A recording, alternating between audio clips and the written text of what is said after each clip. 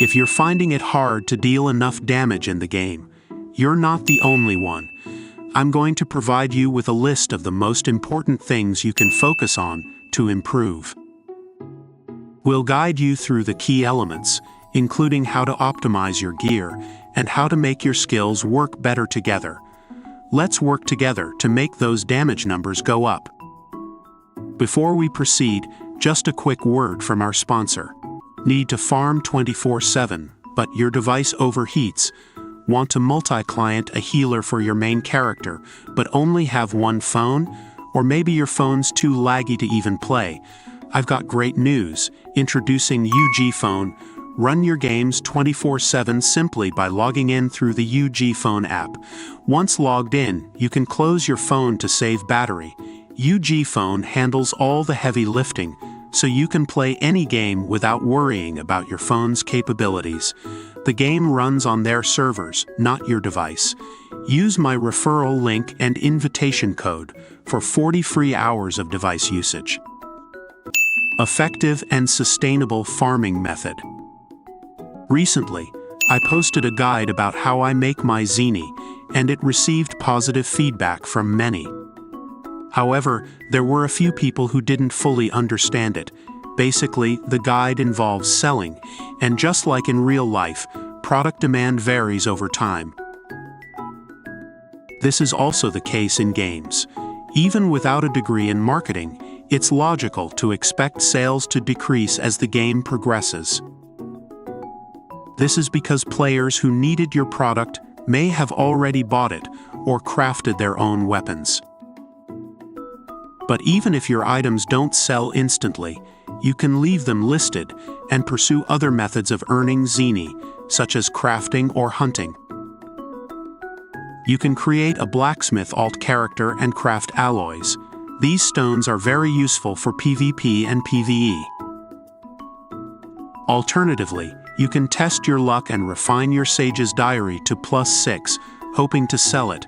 If it breaks, use it for safe refining. This is also the safest method for spending your gameplay time points. You can continue this process until you refine your Sage's Diary to +12. Again, if you're a free-to-play player and you're relying on only one source of income, you probably won't earn much, which will slow down your upgrade. I suggest learning to hunt rare materials from high-level MVPs. If you're a sorcerer like me, you can study this clip, and hopefully it will help you.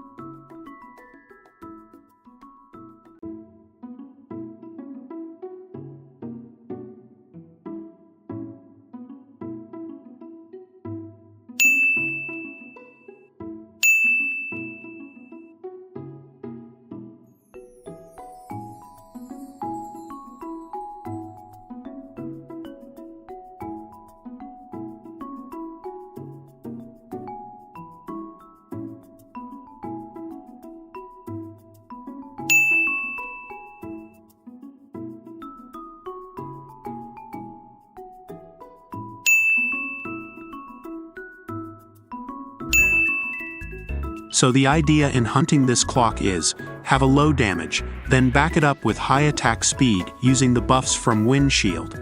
So even if you have low damage, it is consistent. Lastly, some clarifications. Whenever I create guides, I ensure that I have personal knowledge and experience with what I'm sharing. These guides have been effective for me over the past few weeks, and probably for most of us who agree with this video. That's because we started early in the game and implemented this method early on. If you were late to the game, you can still try to do this, but it will probably take you longer.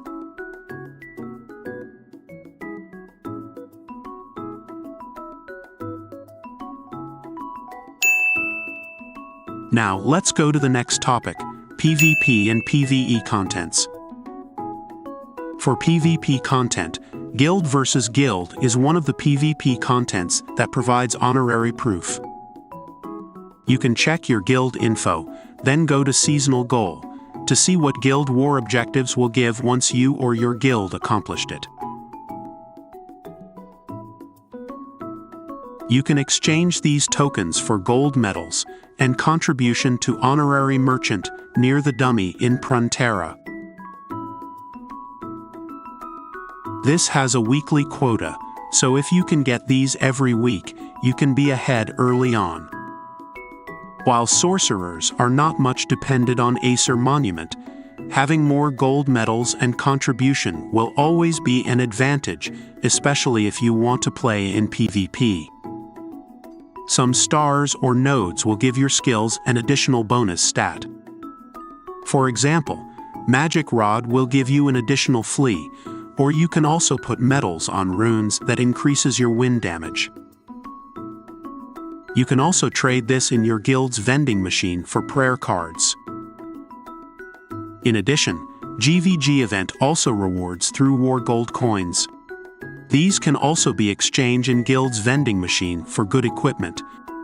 Just be aware that their bonus stats will only take effect on GVG maps. For PvE contents, I highly suggest you finish your weekly quest. I know it is hard, but you got to master these. Palace of Ghosts, Thanatos, all of them. They give you the good stuff, especially the experience reward from Palace of Ghost. Find a good guild or party, people you can rely on, and do these events every week. This is where you really start to polish your build, get the materials you need. You'll be testing things, figuring out what works. In essence, versatility is key. Create distinct equipment sets tailored for PvP and PvE. Optimize your gear through consistent farming and refinement. Prioritize obtaining 4th enchantments and equipping the appropriate cards for your build. Getting strong takes time, like getting rich. Don't expect to be powerful right away. Use your resources wisely and keep at it. This is how I got these items, just like how I made my zeni guide. Now let's go to our next one, pets. Pets are crucial for efficient PvE grinding, yet often overlooked. You can complete daily tasks without them, but for endgame content, every bonus matters. Pets provide more than just active skills like taunts, they also offer valuable stat boosts. While basic pets are easily acquired, superior pets with enhanced stats and skills are obtained through fusion. The key to fusion?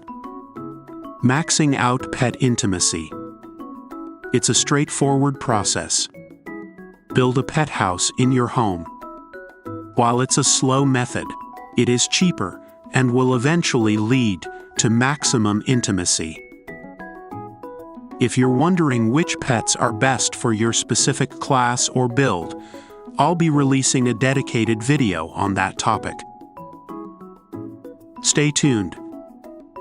And that's all for today, guys. These are just a few key points to keep in mind. Up next, we're bringing you an updated free-to-play sorcerer guide.